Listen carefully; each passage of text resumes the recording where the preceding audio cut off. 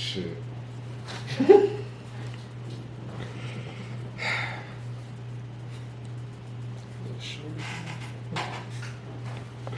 Juwan next to Don. Except my STEEZ know what's going on. Yes, Lord. Bring y'all the post-game review. Sydney Swans versus Gold Coast Suns. At the SCG. So coming into this game, I definitely thought Sydney was going to whoop their ass. Gold Coast, they just haven't been really tested this year. I think the teams they won against, they should have won against. The teams they lost against, they should have lost against. And everything is just...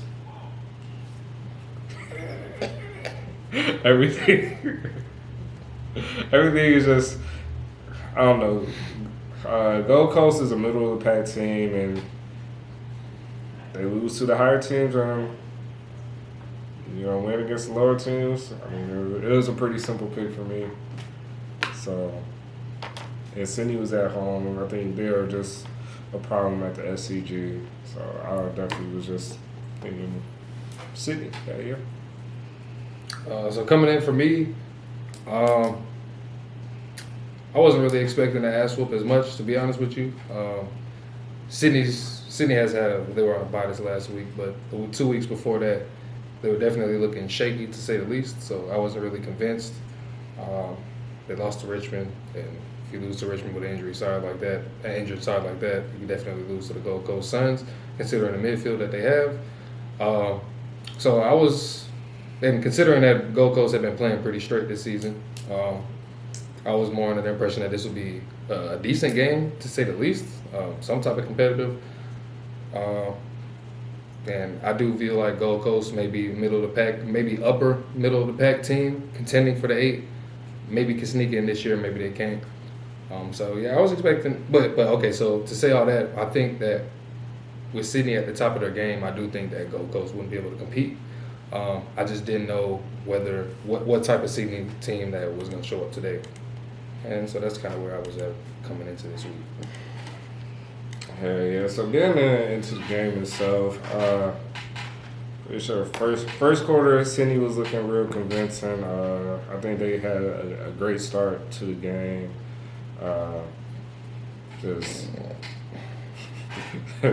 Paps, McCarty.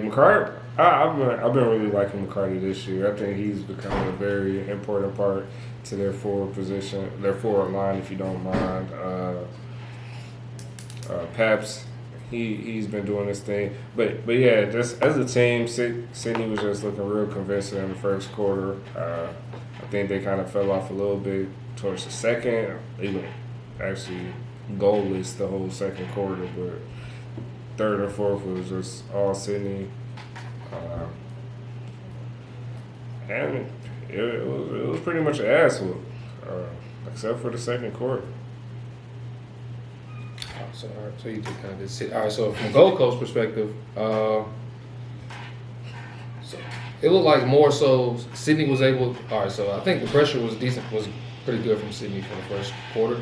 On the opposite end for Gold Coast.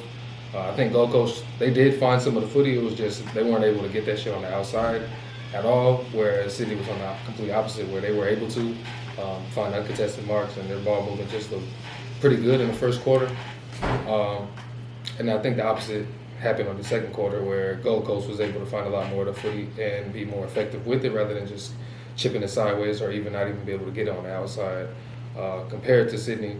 And like you said, Sydney kind of just lost a little bit of their flair at the contest, and Gold Coast took advantage of it, and Sydney wasn't able to really, they kind of stumbled a little bit, and then Sydney happened in the third quarter, the Premiership quarter, where just everything was just all them, and they just took the game by the reins and just pretty much put them boys to the sword at that point in time. Gold Coast, I don't think they had a chance. It was just constant turnovers from Gold Coast, and Sydney made them, really punished them for any mistake that they made.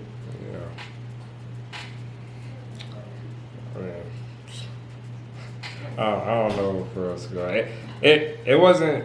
If you were looking for good footy, I don't think this was the game to watch. It was a domination game almost.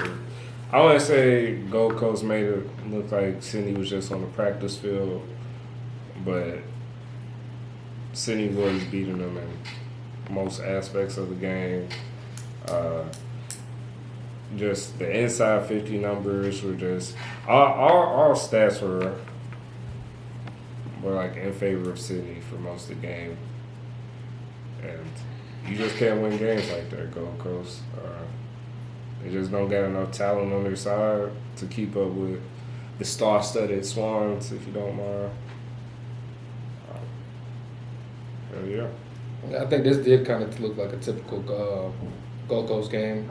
You see some of the midfielders just rack up numbers like Matt Rao and Toot Miller. And sometimes Noah Anderson is in there. He had his moments, but he didn't really stand out too much in this game as far as possessions and stuff like that, and doing stuff with it. But yeah, it was just not enough effort. When Sydney's hitting like this, you really can't do much about it. And I will say it wasn't even like Errol Golden kind of was on the back seat this game. He didn't even have his most damaging game or most effective game, most impactful game in this game. And it shows that sometimes they could just chill while some of the other mids step up and other forwards step up. And it's just a well-oiled machine at that point in time. Yeah. I don't got nothing else to say about this game. I don't either. That's probably Grundy had a big game. Yeah. Kicked his first goal with the Swans today. On his 200th game. 200 game. He looks better and better every game. Seems. Yeah. That's about it. Yeah, y'all like, comment, subscribe, all the YouTube shit. We do be live right now, but not live when you watching this. Probably. Yeah. But y'all tune in, catch us sometime. Yeah. Yeah.